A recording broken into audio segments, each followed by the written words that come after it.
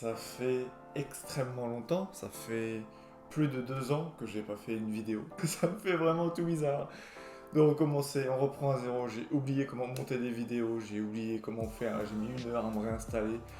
Dans mon nouveau chez moi, il y a 2 ans j'étais à Londres où j'ai fait quelques vidéos au Japon, j'ai déménagé depuis, c'est passé plein de choses. Bref, on est là pour parler de Damnashi. Quelque chose que j'ai beaucoup parlé sur ma chaîne. Fut un temps, si j'ose dire. il y a plus de 2 ans, j'ai fait 2-3 vidéos qui ont plutôt bien marché. J'avais cette flamme de vidéos que je voulais refaire. Donc allez, on y retourne. On va parler du premier épisode de la saison 5 de Damnashi. Pas du tout réagi sur la saison 4. Moi, je me suis arrêté sur ma chaîne à la saison 3. J'avais fait des théories après la saison 3. Ce qui m'a donné envie, c'est que, en fait, sur ma première théorie que j'ai donnée dans ma précédente vidéo, on est tout autour du sujet de Cyr et de la famille Freya. Bref, petit teasing, on revient au début.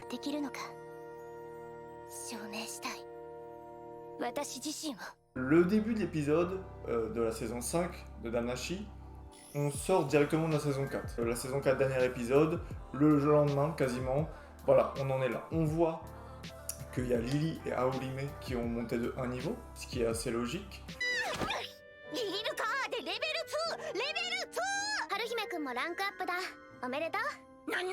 C'est ce que j'ai beaucoup apprécié dans la saison 4, j'en ai pas parlé, mais énormément apprécié dans la saison 4, c'est qu'ils ont séparé la guilde et qu'il y a eu une partie vraiment des mercenaires de la guilde ensemble et une partie vraiment Belle, parce que Belle est trop cheatée et c'était tout le temps le mec qui va conclure le boss final, c'est tout le temps lui qui va s'occuper à la fin, et donc les autres ne pouvaient pas monter. Et là, le fait qu'on les sépare de manière obligatoire, donc chacun a eu son propre boss et chacun a pu évoluer d'une manière différente. Je trouve que c'est super intelligent. Dans ce même épisode, on voit que Belle potentiellement pourrait monter de niveau 5, mais que la déesse a refusé parce que c'est une évolution trop rapide. Déjà que de base, il est connu pour avoir une évolution un peu trop rapide. La déesse a dit non, j'ai pas eu le temps de me faire à son nom pour la petite vanne, à sa nouvelle épithète, j'ai eu beaucoup de temps à l'avoir, etc. Donc c'est compliqué.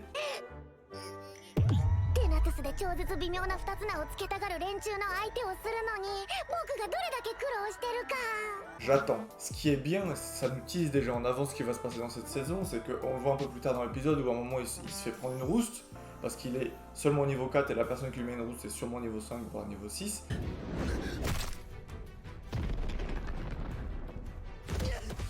On sait déjà d'avance qu'on va avoir un power-up de Belle parce que du coup il est déjà pas à son... C'est comme s'il était restreint, il n'est pas à son niveau maximal et ça c'est super intéressant. Ça nous change de d'habitude où justement d'habitude on est là, on veut qu'il monte. Là on sait qu'il peut monter directement d'un claquement de doigts. J'ai eu très peur au début parce que justement Lily et Aorime montent du niveau 1 au niveau 2 et justement ils désamorcent ça avec Belle parce que je me suis dit attends, avec la saison 4 tout ce que Belle se mange, que j'avais reproché à la saison 2 où la saison 2 il passe du niveau 2 au niveau 3 d'un claquement de doigts grâce à un item et une guerre qui était pas très bien franchement. Là vraiment il en a chié. Et là je me dis mais attends, il en a chié comme ça, il va pas passer de niveau. Et si, c'est juste on le retient et je trouve que c'est une très bonne idée. Autre chose sur l'épisode, ça va s'accentuer sur Cyr, la famille Freya, depuis le temps qu'on... en tout cas Freya on nous la tease. Cyr aussi.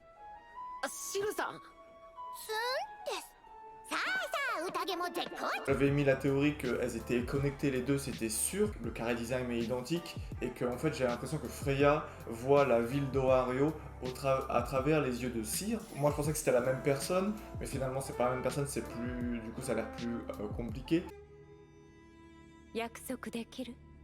Une sorte de princesse si j'ai compris, parce que du coup au moment où elle provoque Belle pour faire un date, y a dans la guilde il y a toute une réunion pour comment protéger la princesse si je me souviens bien.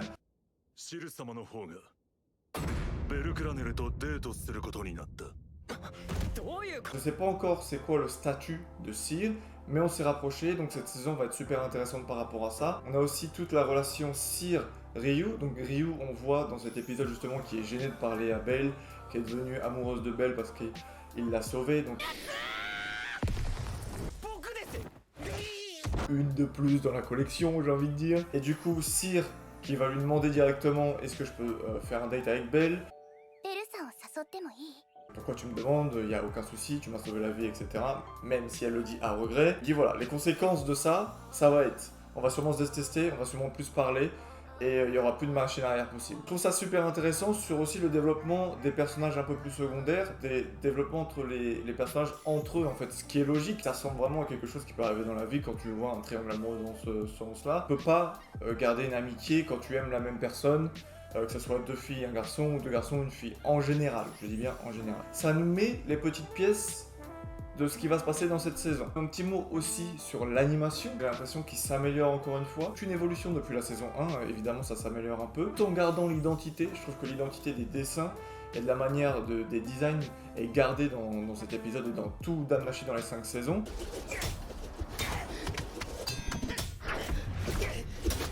On voit une sorte d'amélioration sur les combats. J'ai déjà vu une amélioration dans la saison 4 où je trouvais que déjà la 3D au début était un peu moins bien gérée dans la première partie. La deuxième partie était beaucoup mieux gérée je trouve. Encore on est sur la même lancée, le petit combat qu'on a eu contre le membre de la famille Freya et Belle, je trouvais qu'il était très bien rythmé, sympa à regarder, donc franchement très bon. La chose où je suis vraiment surpris sur Danmachi en général, c'est que quand même, on est sur une évolution assez linéaire, où c'est assez simple, j'ai l'impression simple entre guillemets, d'avoir des saisons supplémentaires. Quand même, à 5e saison, j'ai pas l'impression non plus que c'est le carton du siècle. Évidemment, on connaît Jujutsu, Demon Slayer, etc. Et là, quand tu réfléchis, Danmachi a autant de saisons que Demon Slayer, plus de saisons que Jujutsu Kaisen, il a commencé avant évidemment, alors que j'ai pas l'impression que ce soit un animé plus que populaire.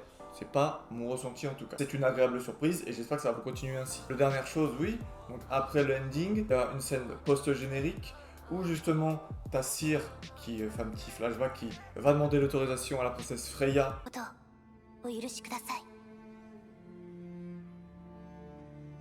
de pouvoir faire un date avec Belle. Freya dit quelque chose d'intéressant, elle l'autorise à le faire. Je vois que Cyr est désespéré, c'est presque sa dernière solution, c'est cette fois-ci j'y vais d'audace. Justement, Freya a dit que si tu te mets dans un habit différent, c'est que tu veux me demander quelque chose. C'est-à-dire qu'on voit tout le temps en train de sourire, en train de rigoler, en train de se moquer des gens, et bien sérieuse, bien triste.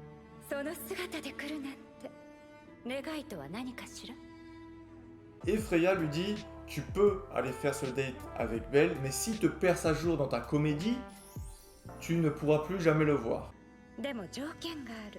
Qu'est-ce qui se passe? Comme je vous dis, c'est une déesse, on parle de comédie. Voilà, est-ce qu'elle n'a pas un destin cruel? Ça se trouve, Cyr, elle est super cheatée, ça se trouve, niveau 6, niveau 7, on sait même pas. Ou c'est qu'elle a un héritage sur le dos. Ou plein de choses. J'ai l'impression que Danmachi aussi aime bien nous surprendre sur ses intrigues. Comme par exemple dans la saison 2 où on parlait de prostitution, où on parlait sur les droits des démons, le fait qu'ils aient un avis, la différence entre les démons du labyrinthe et les démons qui ont une conscience. Ça se trouve, on va avoir sur un thème qu'on n'a pas l'habitude de voir, et j'ai hâte de voir si l'auteur va nous surprendre à ce sujet ou non.